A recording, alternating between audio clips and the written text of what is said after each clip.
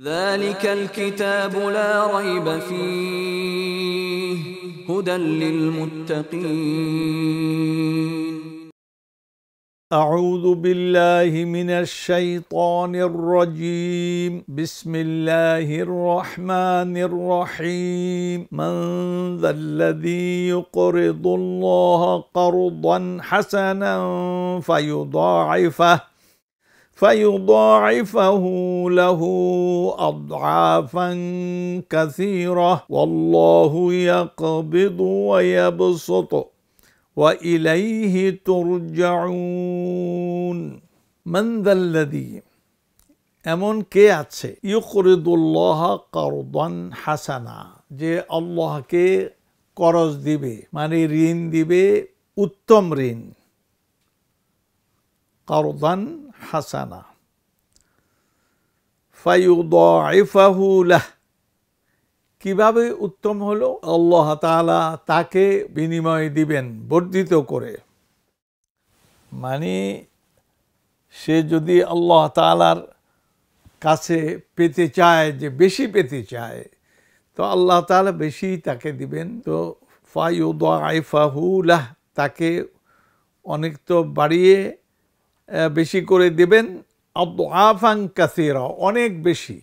আদআফান কাসীরা, কাসীরা মানে অনেক, অনেক বেশি দিবেন। সুবহানাল্লাহ। তারপরে আল্লাহু ইয়াকবিদু ওয়া ইয়াবসুতু, আর আল্লাহ তাআলা তিনি আপনার সংকীর্ণ করেন, ওয়া ইয়াবসুতু, এবং প্রশস্ত করেন, বাড়িয়ে দেন। ওয়া ইলাইহি তুরজাউন, আর তারই দিকে তোমাদের প্রত্যাবর্তন করতে হবে। তো আমরা তর্জমা করলাম, এবার বিস্তারিত আলোচনা।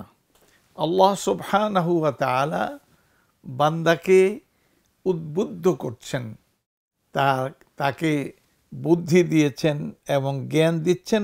এখন আল্লাহ আগে বুদ্ধি দিয়ে রেখেছেন, বুদ্ধি যাতে জ্ঞানটাকে গ্রহণ করে, যুক্তির ভিত্তিতে গ্রহণ করে।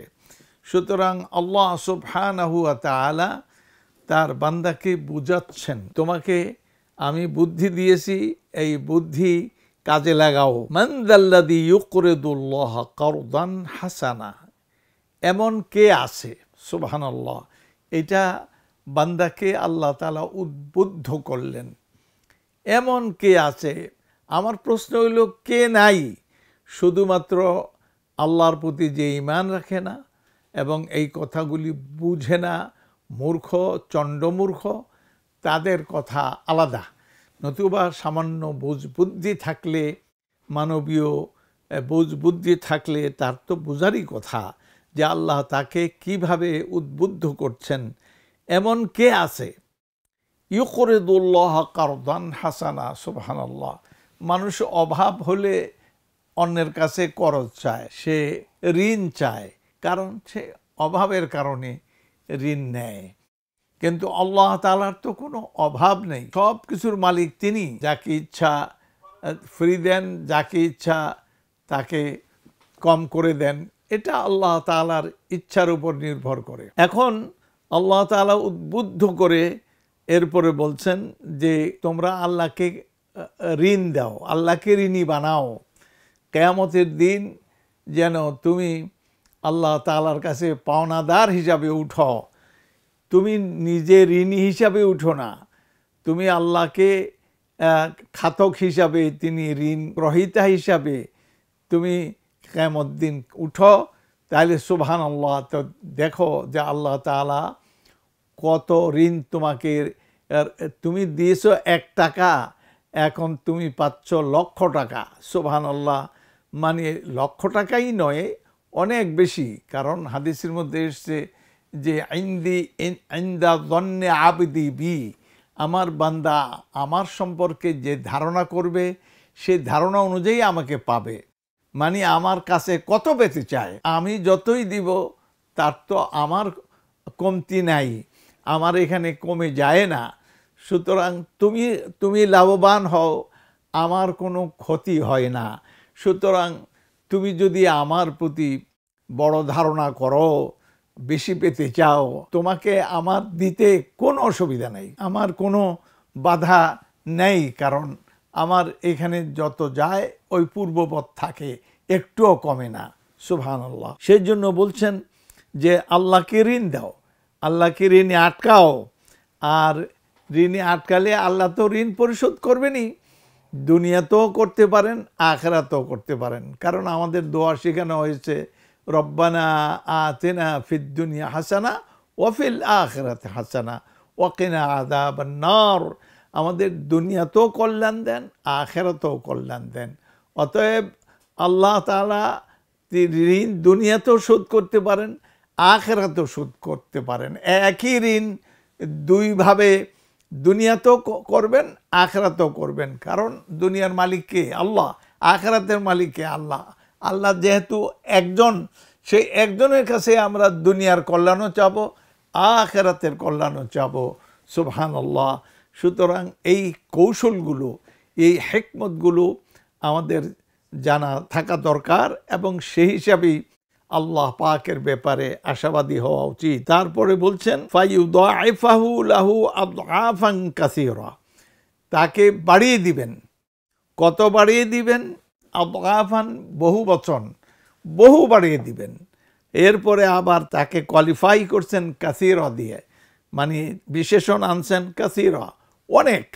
তো অনেক তো শব্দটা তো আল্লাহর। আমরা অনেক বললে আমরা 10 থেকে 100, 100 থেকে 200, 200 থেকে 500 করলে অনেক হয়ে যায়। কিন্তু আল্লাহ তাআলার অনেক বলা মানে আপনি ধারণা করে নেন যে আল্লাহ তাআলার যে অনেক শব্দটা বলছেন এর মধ্যে কত গুঞ্জাইশ, কত প্রশস্ততা আছে। সুতরাং সেই অনুযায়ী আল্লাহর কাছে পাইতে চান। ওয়াল্লাহু ইয়াকবিদু ওয়া ইয়াবসুতু, আর আল্লাহই সংকীর্ণ করেন, মানুষের রুজি রোজগার সংকীর্ণ করেন। আর তিনি ওয়াবসুতু, এবং তিনি বাড়িয়ে দেন, প্রশস্ত করেন।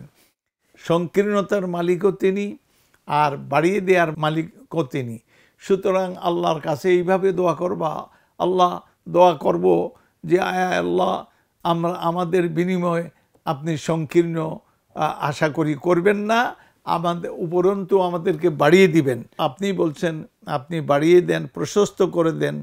আর আপনার কাছেই তো আমরা ফিরে যাব, তখন আমাদের অভাব অনটন যা কিছু সব আপনার কাছেই। আর যখন ফিরে যাব তখন পরিণতি দুইটা, একটা জাহান্নাম, একটা জান্নাত। তো জাহান্নামে গেলে নাউজুবিল্লাহ ধ্বংস ছাড়া আর কিছুই নয়। এটা কাফেরের জন্য আপনি নির্ধারণ করেছেন। আমরা মুমিন এবং আল্লাহ তাআলা আপনার কাছে আমরা আশাবাদী, আমাদেরকে বাড়িয়ে দিবেন এবং জান্নাত আমাদের দিবেন, যেখানে কোনো বেগাইর হিসাব, যার কোনো হিসাব নিকাশ নাই।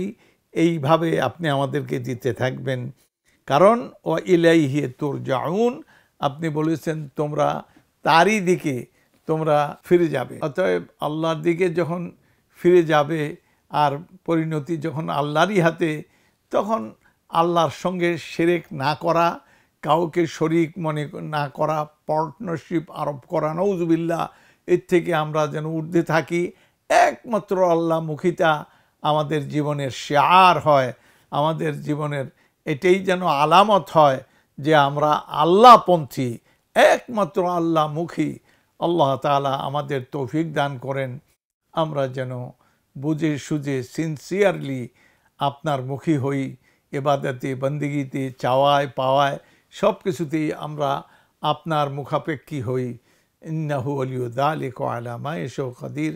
ওয়াসসালামু আলাইকুম ওয়া রাহমাতুল্লাহি ওয়া বারাকাতুহু। যালিকাল কিতাবু লা রাইবা ফীহি হুদাল লিল মুত্তাকিন।